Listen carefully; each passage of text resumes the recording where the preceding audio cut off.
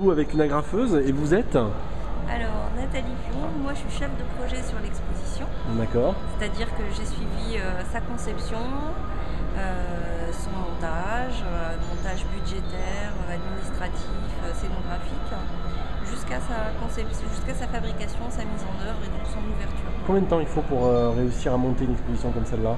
Là, on a eu assez peu de temps, on l'aura monté en 5 mois et demi. Donc en accord avec d'autres associations, je crois MO5 notamment.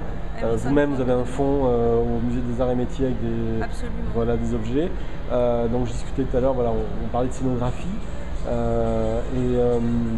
Vous avez eu des choix à faire par rapport à tous ces objets technologiques?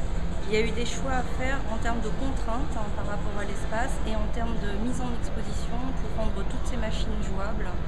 Ça veut dire accessible au niveau de la maintenance, en même temps pas accessible au niveau du public, le moins possible. En termes de technique aussi, il y a eu une grosse étude technique pour que la diffusion de ces jeux un peu sur des consoles un peu anciennes puisse se faire à la fois sur des écrans neufs et en même temps sur les vidéos projetées. Voilà. Ça, c'était un peu un challenge compliqué. Toute l'exposition est jouable?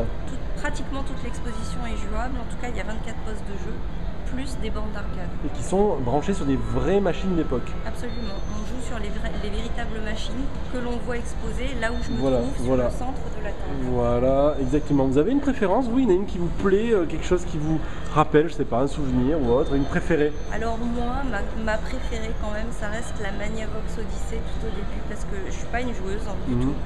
Mais je trouve que d'un point de vue design, elle n'a pas pris un pli, elle est super. Et évidemment, j'ai un petit faible pour la Vectrex, mais ça, je crois que c'est un peu tout le monde. Et sinon, quelque chose qui vous rappeliez pas, quelque chose que vous avez revu un seul coup, vous dites, oh là, mais ça existait ça? Non, à vrai dire, n'étant pas joueuse, pas vraiment. D'accord. C'était plutôt des choses dont j'avais le souvenir d'avoir vu, en fait, dans les choses très connues, puisque c'est quand même un peu des choses connues. D'accord. Je vais vous laisser finir d'agrafer, de monter cette exposition avant qu'elle soit prête pour mardi ou mercredi. Mardi. Mardi, très bien. Merci beaucoup. Merci.